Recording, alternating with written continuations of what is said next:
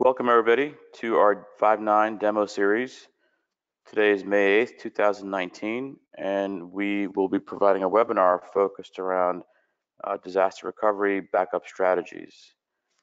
Joining me on today's webinar is Rob Conley, who's our senior systems engineer, who obviously works with a lot of different customers, both prospective customers and current customers, and is also involved with a lot of the product decisions that we make.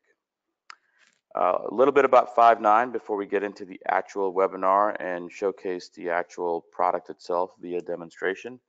5.9 as a software company has been around for almost 10 years with the platform existent in the industry for about 7. The platform has, of course, evolved over the years to cover a lot of different capabilities.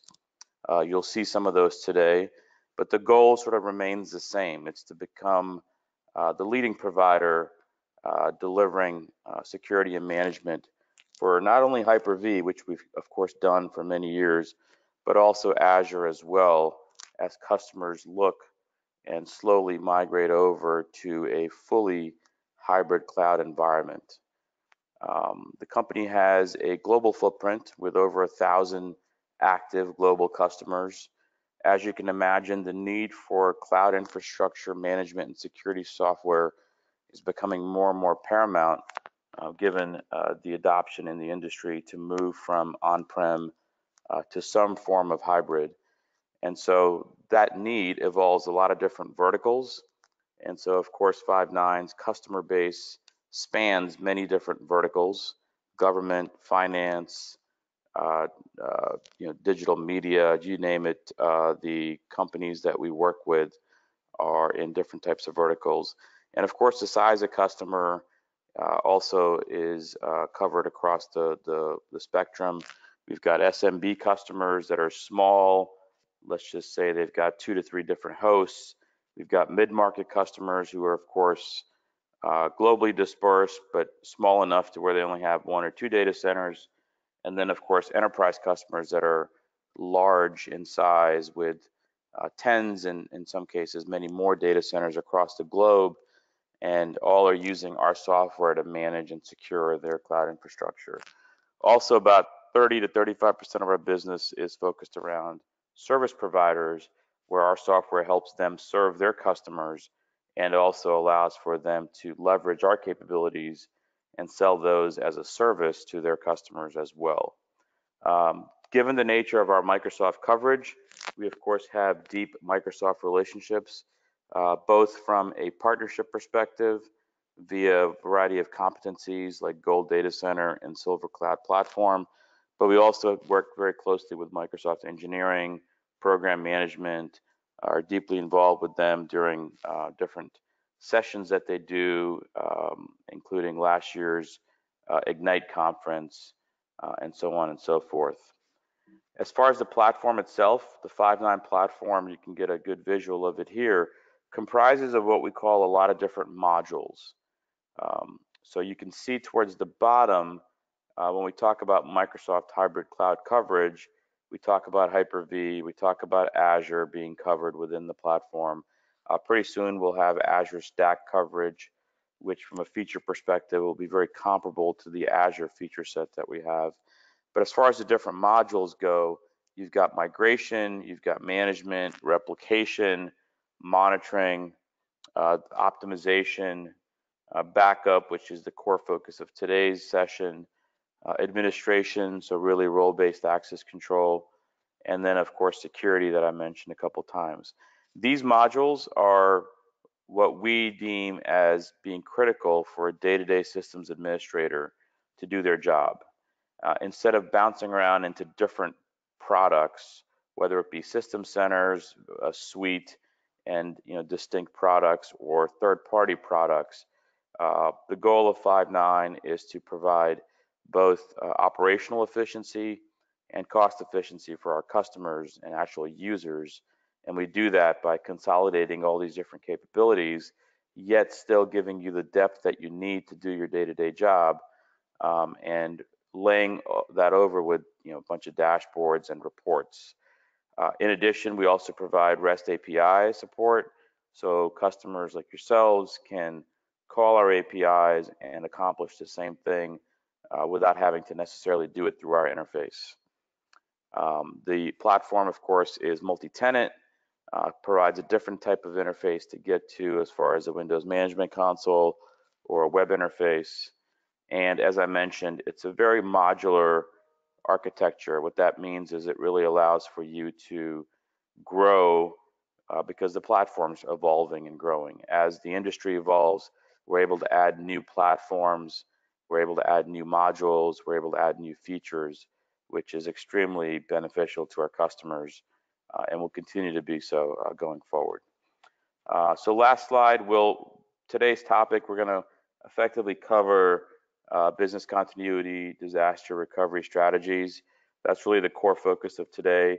This is a very hot topic as it relates to backup replication for our customers. A lot of our customers that are on the smaller size, SMB mid-market, are looking for ways to leverage the cloud for backup, for replication, and they want to do it with a product that allows for them to sort of make it a seamless operation. And so Rob will be covering these particular features plus more, the ability to automatically back up HyperV VMs, to back up sort of Delta, if you will, big time saver, performance saver feature there. And then of course, scheduling is critical for the sysadmin. And then we'll walk you through the backup module in some detail.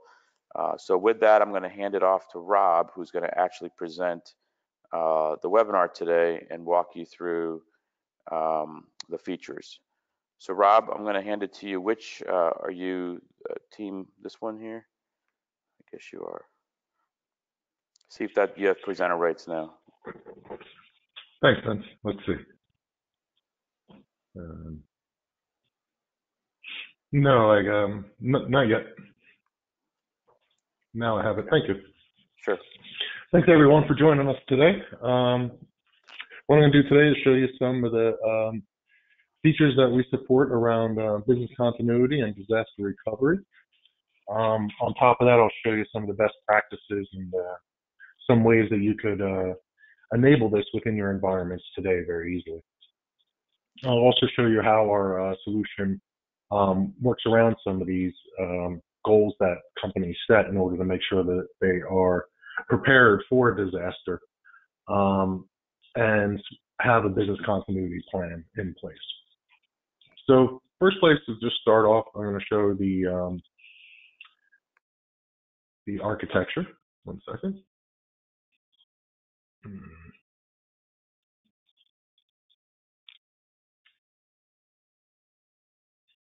There we go. Hopefully everyone can see my screen now. What you're looking at here is the actual architecture. I just wanted to start off with this so we understand what we're looking at today. So this is our 5.9 Cloud Manager software. As Vince mentioned earlier, we have the modules, and they are working right now in a thick client. This thick client is a .NET application. It's a console that you install on all your workstations. That console can be located within your environment, so within the office, same location as the HyperV hosts, or you can run this console, let's say on a laptop, and you're outside of the office. You can still connect to your virtual machines and your Azure subscriptions. This is also important for MSPs, and as Vince mentioned, companies that have data centers spread out in different locations. So our software gives you that global view of all those different sites in a single pane. And this is exactly how we do it. The console speaks to the management server over, this is our default port, 16080. That management server, what this is, it's a virtual machine running in your environment or a dedicated piece of hardware. It can also run on a standalone server. But what happens is that management server speaks to your HyperV host located throughout your data centers, and it also speaks to Azure, so you can import your Azure subscriptions. And in the terms of failover and business continuity, disaster recovery, what you're looking at here is a very easy way for you to get a global view of your entire environment. And what I'm going to show you today is different ways that you can take virtual machines on your on-premise and replicate them potentially up into Azure for a DR scenario. Or maybe you're going to take your on-premise HyperV host and you want to replicate your VMs between them. So this will protect you if this site or this host goes down. This site or this host will now take over all the workloads. They'll start in this environment and continue running. That same scenario we can also do with Azure. So you're running down here on-premise. There's some type of incident that happens on-premise. You fail over to Azure. Your virtual machines are now running in Azure with a click of a button from our software, and you're now replicated running in Azure. In the meantime, you're on-premise trying to rebuild your environment. Once that environment's rebuilt, you fail back on-premise.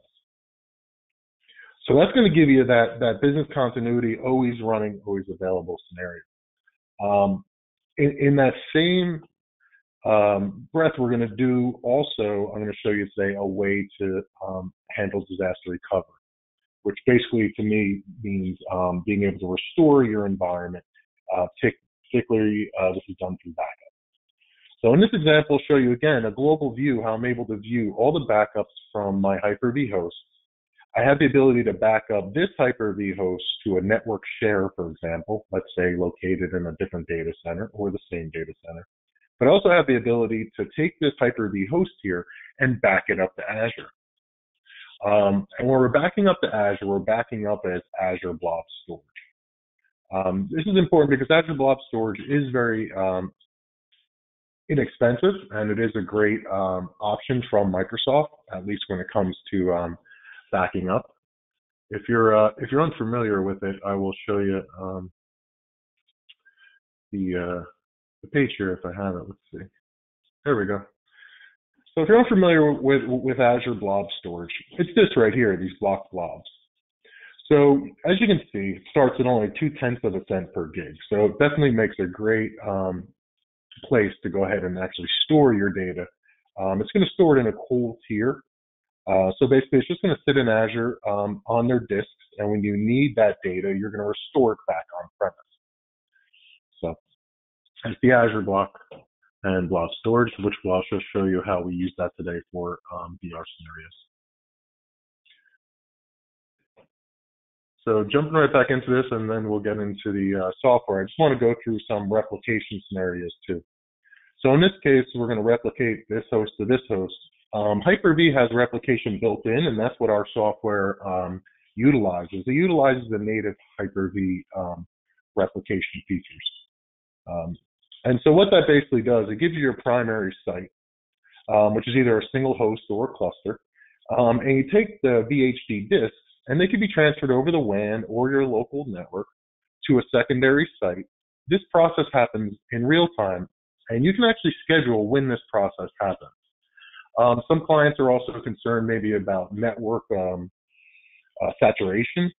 So you can also use some sort of QoF settings on this in order to limit the traffic flow. Or in some cases, clients only do this replication during when the office hours are closed. Our software allows you to determine when this thing's going to happen. Best practice is to have it happen all the time, so you're getting most recent updates. But if that's not available to you, you can schedule when that thing's going to happen. We also support one more scenario above and beyond this, which is considered extended replication. So in this case, you have two sites. But let's say you wanted to actually have a third site, a third copy. So we also support the extended replica scenario. So you're going to have your primary site replicating to your DR site, and that DR site is also taking another replica and placing it into another site. So that's an extended replica, and we also support that. So what I'm going to show you today in the software is some different ways that we achieve this and how you can do it yourself. So let me jump over to the actual environment real quick.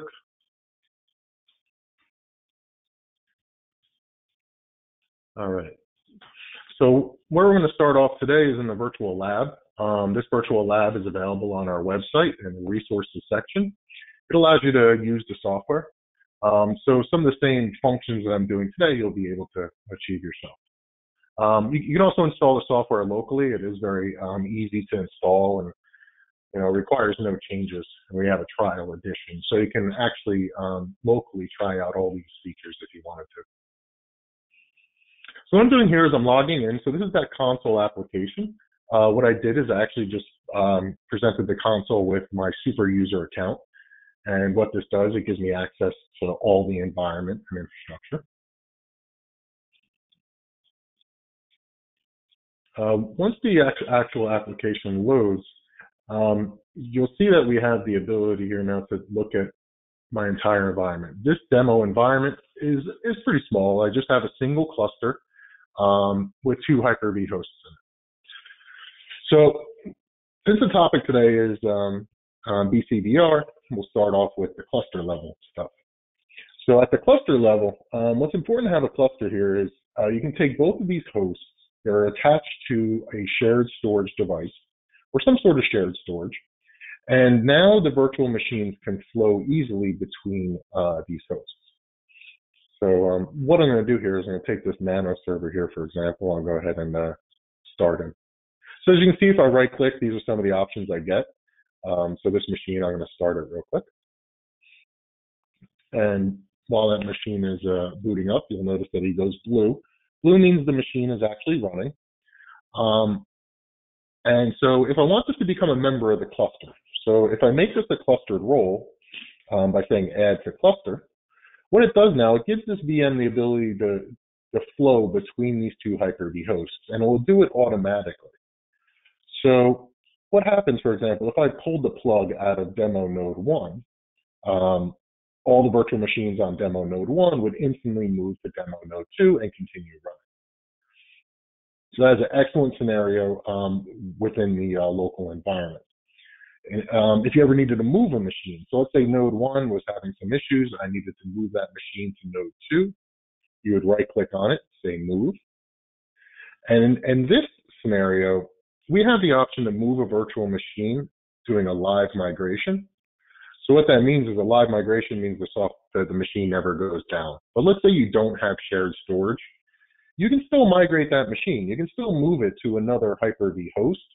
The only problem is it is going to have a small bit of downtime while it shifts that VM over to the other host. To avoid that downtime, once again, you will need shared storage. So the only way to do live migrations with Hyper-V is to have some sort of shared storage between these guys. You can also do it with S2D, which is built into the Microsoft platform. So what I'm going to do now is I want to take this cluster. So this cluster is great. So it basically protects this one site. So this site, I feel pretty good on protected. If this host goes down, that host takes over to load. But now we're going to look at a scenario where we want to make sure that if this site goes down, we can continue to operate. So what I'm going to do is I need to add a server. This is the process we use to add Hyper-V hosts to our software. And what I'm doing here is I'm actually providing the local administrator account for the Hyper-V host that I want to add. It can also be a domain account. In this case, it's just a workgroup machine, so I'm adding it as with workgroup credentials. So after I give it its credentials, you then need to tell our software how to get to that machine. In this case, I have a DNS resolution for my machine, which is called drhost. So I just type it in there. What it does, it goes out and actually attaches to that Hyper-V host. It can do this over the WAN or within your local connection or VPN. And once it attaches to the Hyper-V host, it then inserts our agent. So what that agent is, it's a Windows service that runs just on the Hyper-V host. There's no agents installed actually on the virtual machines themselves. So now that I found my DR site here, I'm going to go ahead and push next. And what it'll do, it'll go out and actually deploy that agent onto that Hyper-V host. There we go. So while that process is running, it's going through the install process, and then once it's done, that host will just show up in the list here. But in the meantime, let's take a look at some of the other features that are available. So some of the things that we have here, as you can see, obviously we can connect to the virtual machines and view the consoles. This is obviously important if you're doing some sort of VDI, or if you do want to connect to the actual console at any time. It's a true console connection. So if I rebooted this machine, I would see the actual reboot process happen. It also allows you to access all your virtual machines without enabling RDP on them. So enabling RDP, especially if you're publicly connected to the internet on your machines, is obvious security risk. So using a software like ours, where you're getting that console connection to all your virtual machines, you don't even need to enable RDP. You can still console into those machines. So whether it's running Linux or any different type of operating system. So on top of this, while we're still waiting for that to complete, you can see down here in the jobs view that it's still running. I'll jump into some of the other areas that we support in terms of the administration of this solution. So right now I'm logged in as an administrator. But let's say there was somebody in your environment that you wanted to be responsible for particular aspects of your environment. Maybe it's replication, or maybe you just want them to be responsible for this one HyperV host, or a particular set of virtual machines. So in this case, what I'm going to do is I'm actually going to create a backup operator. So this is going to be a user account that I'm going to create here that would be used in the sense of a user that I want to give limited rights to and allow them to control some of these features that I'm showing you today. So what I'm going to do is, the first thing I do is we have users, tenants, and roles. So what I'm going to do is I'm going to create a role, and I'm going to call this role backup user. So now on the next screen, I can select what I want to give rights to in terms of these resources. So for this user, I want them to be able to read the cluster, for example, but I don't want them to make any changes. At the host level, I allow them to read the hosts. I don't want them creating any virtual machines. That's it, so at least they can just see the state of the hosts. At the storage side, I'll give them access to all the storage locations. Virtual machine level. So at the virtual machine level, I just want to give them access to read the virtual machines, allow them to replicate them, allow them to connect. That's about it. We can also allow them to go into backup here. So this will allow them to back up the virtual machines too and add them to the cluster. And then down here is your virtual switching. We'll allow the person to read the virtual switches to push permission. So I created a role now called backup user. I'm going to create a user here. I'm going to add a user. So we have different ways of adding users. You can add a group of users, which is either an Active Directory group that you have inside your environment today, or you can just add a regular user. A regular user would be a single user. For the term of this demo today, I'm just going to create a single user to keep it simple. We'll call user Joe. So what I'm doing is I'm creating a user account, giving it a password. I can also use Active Directory, but in this case, I'm just creating a user account. And I'm going to give this user right here. If I click that, what this means is that this user has full rights over all the environment that I have inside of here, but they're limited based on the options I selected in that role. So they'll see all the environment, but they'll only have the options available for a backup user role. If I wanted to actually cherry pick, let's say, which resources they have access to, I would click this box up here, as you just saw me do. And then it gives me the ability to actually select which machines I want to give access to and what roles I want to give access to, or hosts. So you can create even like a private cloud. Some MSPs like to dedicate either a host or a couple virtual machines to a user. That's definitely possible too. But in this case, I'm going to create a global user, backup user. So this user will be able to see everything, but be limited based on those rights. Push finish. So that's how we create users in this environment and limit those user scopes and rights. If we go back to the HyperV Management pane now, I can see my DR host is added. So the agent is on it, it's running, it's green, it's healthy. So after you add your HyperV host, so what you need to do is just make sure you have a Windows, preferably Windows 2016 or Windows 2019 host. You install the HyperV role on it. Once the HyperV role is installed on it, you can connect it to our software. So that's what you see here. Now, the next thing I need to do is to make this available for replications. I right-click on it, go to Host Settings. This allows me to edit the settings for that actual host. The one that we're looking at today is in replication. So what you need to do is enable this machine's replica. You need to first check this box up here. It turns on the replication process. Then here is how you want the transfers to be sent. In this case, I'm going over a private line. I'm not too worried about encryption because it's on my demo lab. So I'm just using unencrypted port 80 to transfer the replicas. If you're going over the WAN, you obviously would probably want to use HTTPS, or even internally, you'd probably want to use HTTPS in those cases. And then down here, you just have to specify where you want to store the virtual machines once they land on the DR host. In my case, I actually didn't specify anything, so it's just going to use the default location for that DR. So that's all you really need to do, actually, is just check this box and check one of these two boxes. Once you do that, the host is available for replication. So what I'll do is we'll go ahead and replicate this nano server over there. So as you can see, the nano server is currently running. There's users and applications running on it right now, but I can still replicate it. There'll be no outage or any change to any user logged in. They have no clue that this is happening in the background. So what the first thing the software does, it identifies which host has rights to do replication. In my case, you see it was DR host because I checked those boxes. Next thing you specify is how to connect to it.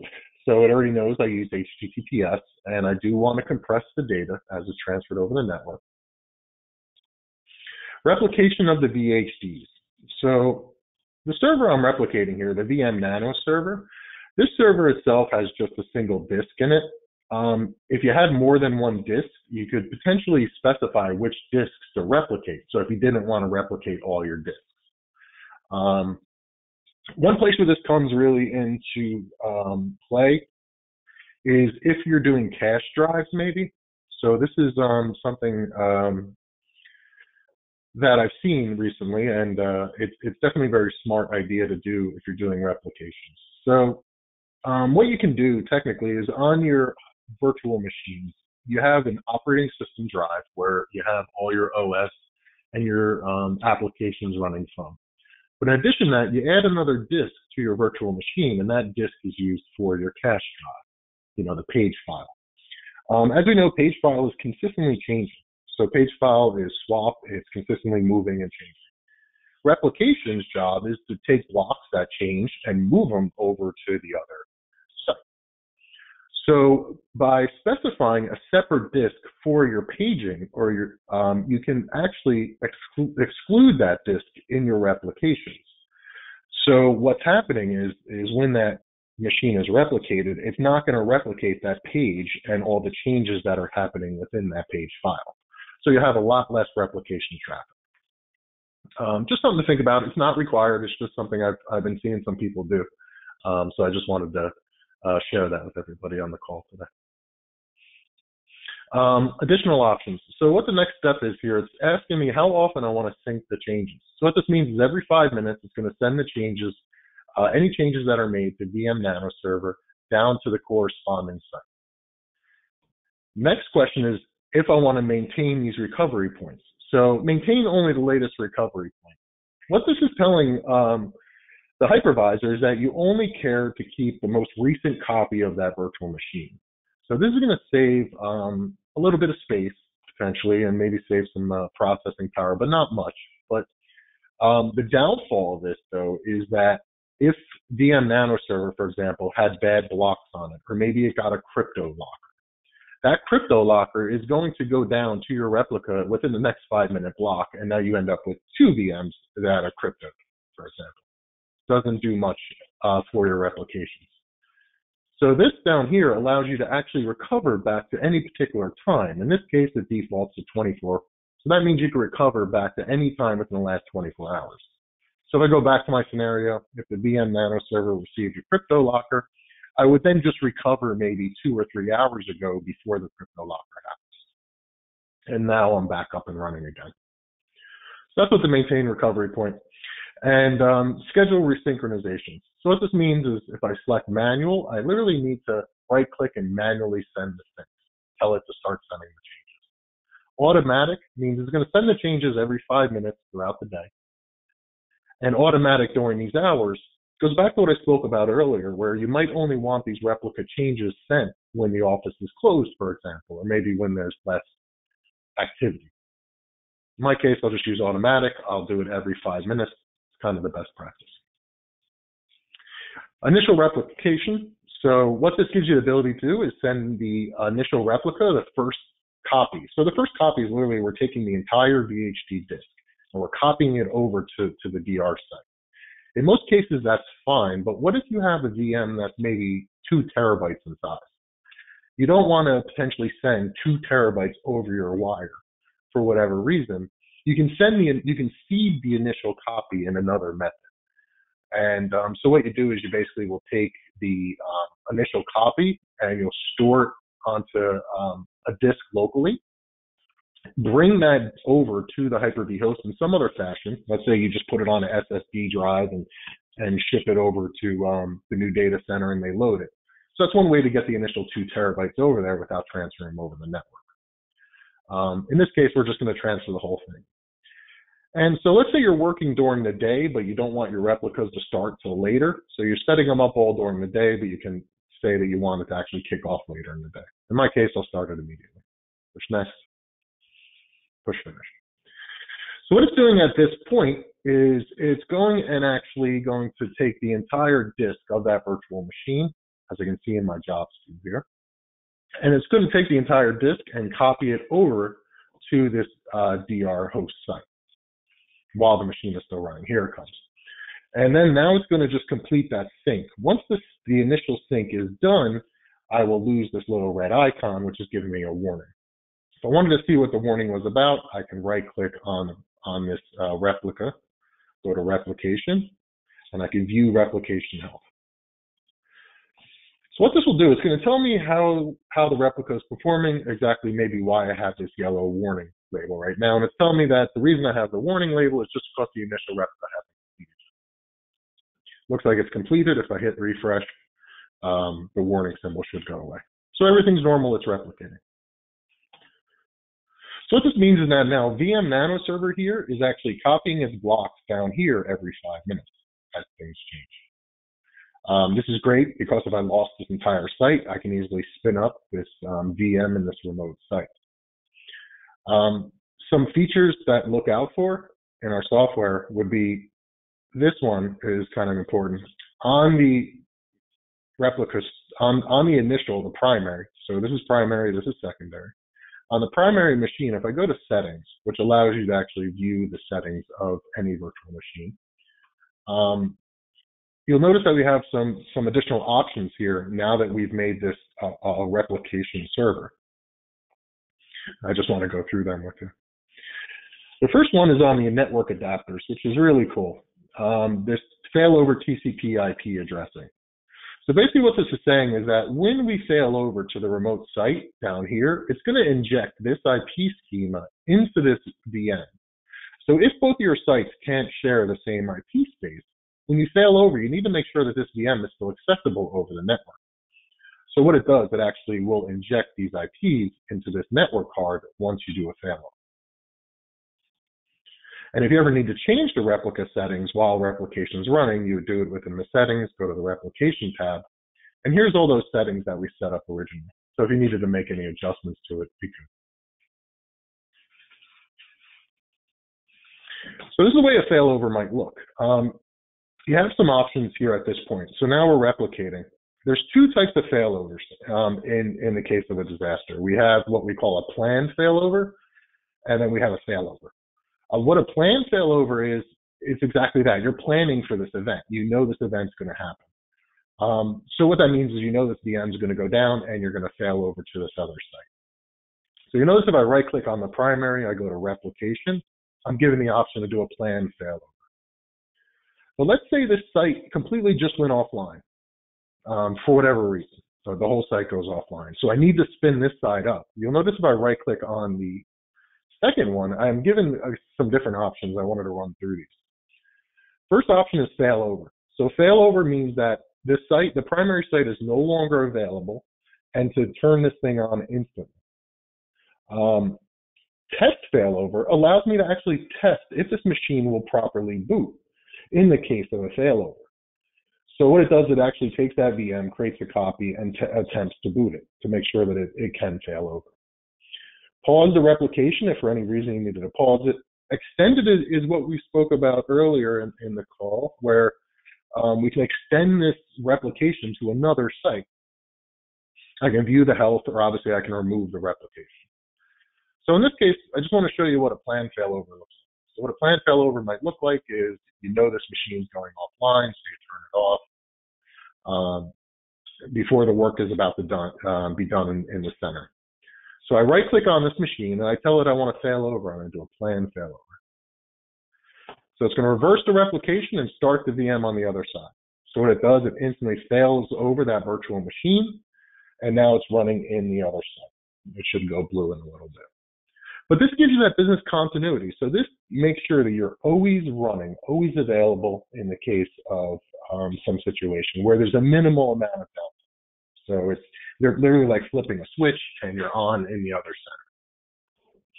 center. This same type of scenario that you see here is also available through our Azure Management tab too. So in order to demonstrate some of that, I'm going to have to jump over to another environment real quick, where I have Azure replications already enabled. So 1 second.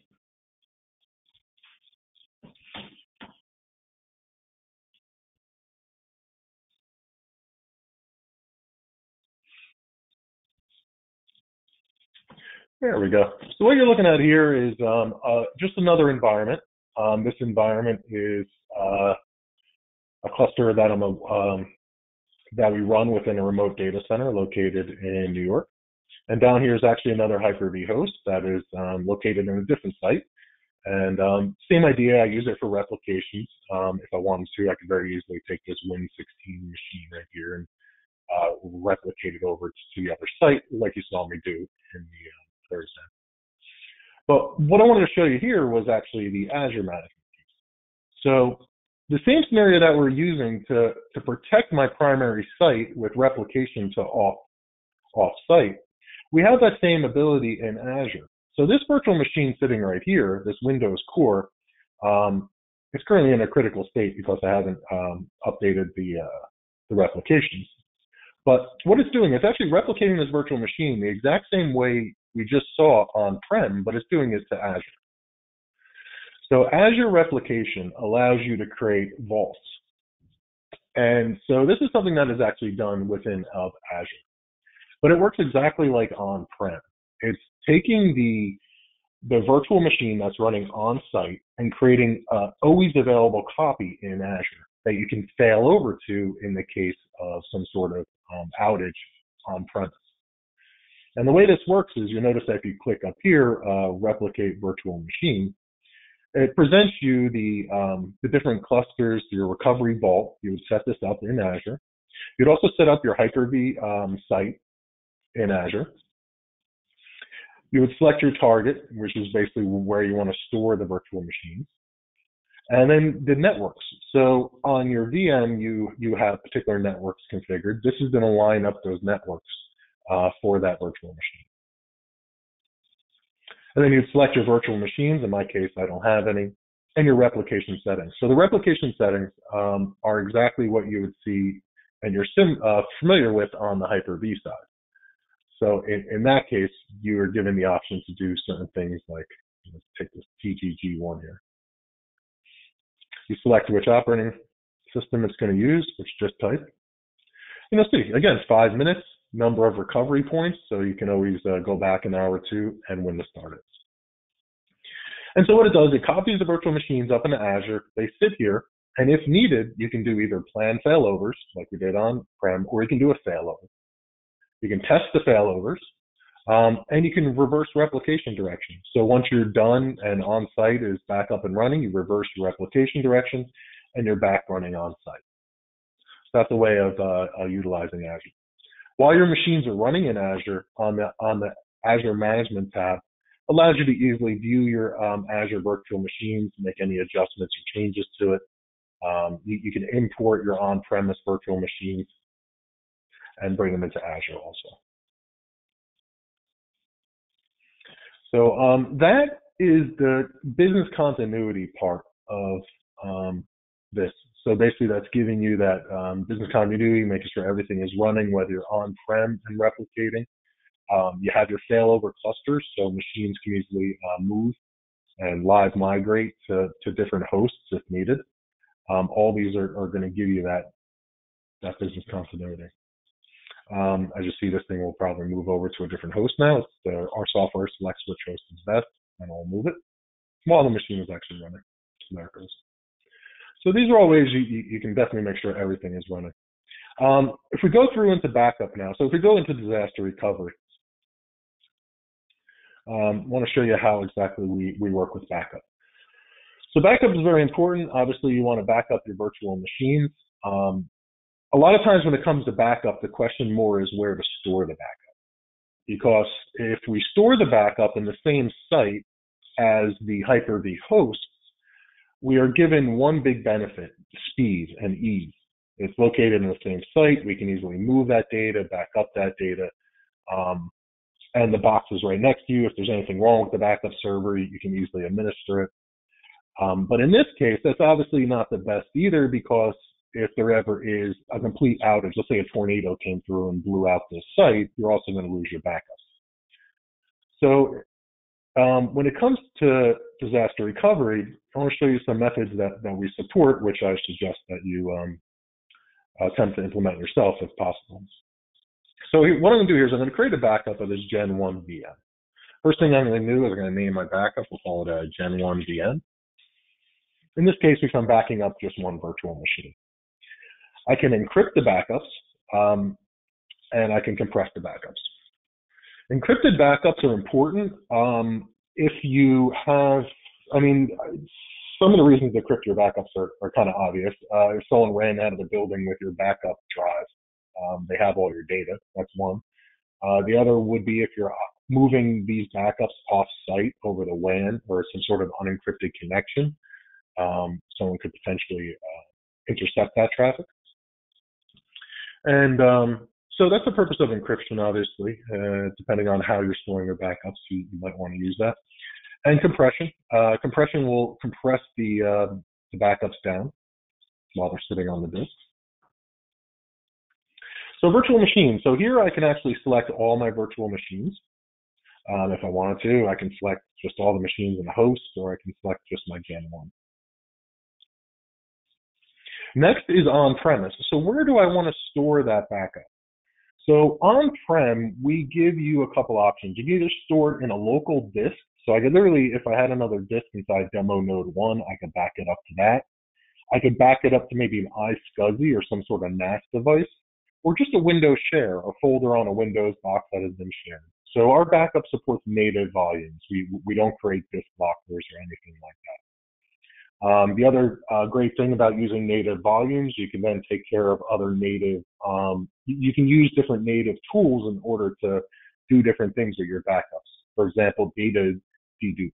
You can data dedupe the volume that it resides on. You might be able to use DFS or some sort of syncing to sync your backups to a remote site.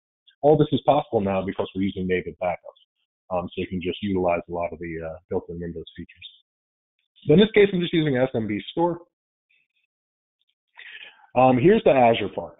So in this case, I'm selecting Gen VM1 to back up to that Azure Blob Storage account I showed you earlier. And so in that case, I'm going to go ahead and put my key in, and my name. You'd receive this from your Azure Blob Storage account. So next is, how do I want to do my backups? So I can either do them hourly. Most people do daily. So just do Monday, Sunday, Monday, Tuesday, Wednesday, every day of the week. So I can either do a full backup every day, which would take a lot of disk space, but if you have the disk space, you can do that. Or I can do incremental. So what this means, if I change this down here to, let's say, 30, that means on the first backup, we're going to create a full backup, and every other backup for the next 29, we're only going to take the blocks that have actually changed. Once we reach the number of 30 passes, we go back and create another full backup. And if you wanted to store these passes or these changes, that's on the next page. So I just want to stop here for a second and point out the importance of this, because it goes back to what I was talking about before, where This gives me the ability to have my backups local next to my hosts. And let's say I wanted to store my backups for 350 days next on-prem. But I can also take copies of those backups and store them in Azure. So it gives you two locations for your backups and allows you to specify different time periods to store those backups. So what it is, almost like DR for your host. So in this case, I can feel confident that I have my backups close next to my Hyper-V host. If I need quick restores, I can get that. But if I ever completely lost that site, I can then restore my VMs from Azure because I still have a copy there. So that's how we handle the actual backup process. Once that kicks off, you see your jobs here. So these are some different jobs that I've already ran. And in archives is where you can actually see the processes or how those backups have completed. In this case, we did this backup here of an IS web server. We did it locally and Azure. If I want to restore, you see I'm given the options to either restore the entire virtual machine. So this gives me the ability to take that virtual machine and restore it to the same host it was on before, or to a new host. Or I can browse and just download one file off of that virtual machine disk for that day's backup. So example, a user calls you, says they forgot or they deleted a Word document or something last Tuesday. You would go into last Tuesday's backup, browse, and you can pull out that Word document from the backup. So by using a mix of the backup piece and utilizing Azure, along with the on-premise stuff that I showed you earlier with the replications, the failover clustering, it allows you to have that business continuity disaster recovery set up. And I did all of this natively. So everything I did here did not require anything else on top of the Hyper-V host other than 5.9 Cloud Manager. Everything else underneath is all native to Windows. So you're doing all this BCDR all through this single interface, not maintaining 3 or 4 different applications. The last piece that I'm going to go through today is how do we monitor these processes, these business continuities, disaster recovery, replications, backups. It's a lot to keep an eye on. It's a lot, in some cases, even in the same console. Imagine if you had this spread across multiple services or different companies or third-party tools. It can be much. So the way we do that within the single pane is through these different modules. So we have the monitoring module, which is going to monitor the storage spaces. It's going to monitor any events or alerts that are coming up for these replications or for any health issues in general for the environment. Or it can drill down to the actual virtual machines and take a look at them. So if I wanted to actually take a look at one of my machines that are replicating, I can click on it. This machine isn't doing much. Here's one that's doing a little something. And you can look at the actual performance of these virtual machines. Workload 2, for example. This might be a good example. So this actually is going to protect you a little bit in terms of noticing if there's an event happening. So here, what you see are these yellow and red marks. So these are some predetermined alerts and errors that I've set up in our software. So if the CPU of VM workload 2 breaches these, it's going to create either a warning event or an error event. So I have the ability of looking at this as either the hypervisor CPU usage or the guest CPU usage. Big difference. The hypervisor is what the hypervisor is giving that virtual machine. Guest is what the guest is actually consuming. So the reason why I pointed out, because I started a process on this virtual machine because I wanted to point out what it kind of looks like. If I looked at this in native HyperV Manager, it would show me that this virtual machine is using 12% CPU. Not a big deal. But if I went on the actual guest and I opened up Task Manager, it's going to show that virtual machine's pinned at 96%. The other reason why it's important to have both of these metrics is if I only had the hypervisor CPU, I never would have actually breached my error or warning.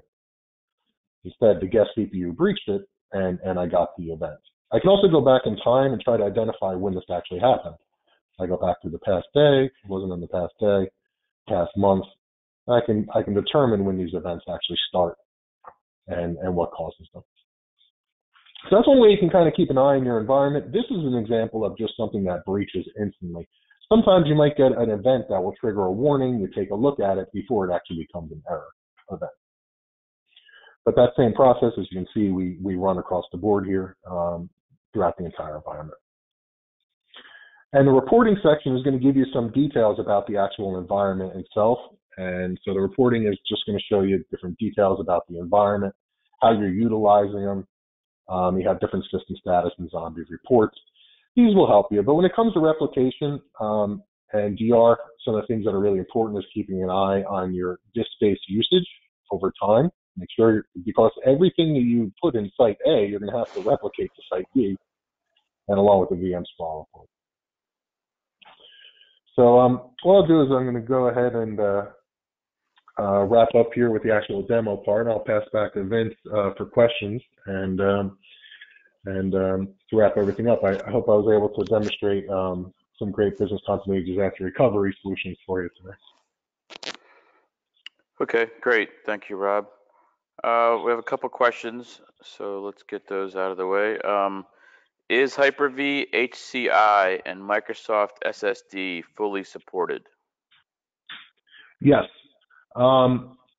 We actually do support S2D. Our demo environment, our lab that is available on our website, is actually built on S2D, and it's built very like an HCI scenario. It's a single environment on S2D. So yeah, it's fully supported. Okay, great. Next question is, I'm currently using DPM. Is this different? How do I compare this, I guess is what they're trying to say. So the comparison between this and DPM, so here's some of the differences I guess I'll point out, and they're kind of the obvious. DPM can back up workstations and servers. Our software only backs up virtual machines. We only protect the virtual infrastructure. So that's one key difference there. So if you're just looking for a tool to back up your virtual machines, our software will do that. Another difference between our tool and DPM is DPM requires you to dedicate disks to the backup process. So you're not able to achieve some of those things I spoke to you earlier about, where we use native disks. We just use NTF as shares, and then you can leverage a lot of the native features on that data volume. Those are some of the big differences between the two. Gotcha. Okay. All right. Well, I think that takes care of today's webinar. We want to thank you for joining, and as with all of our webinars, this is being recorded and it will be emailed out to all the registrants and will also be available on the website. And thank you, Rob, for going through the demo. And we look forward to talking to you again in a couple of weeks. Thank you. Thanks, everyone.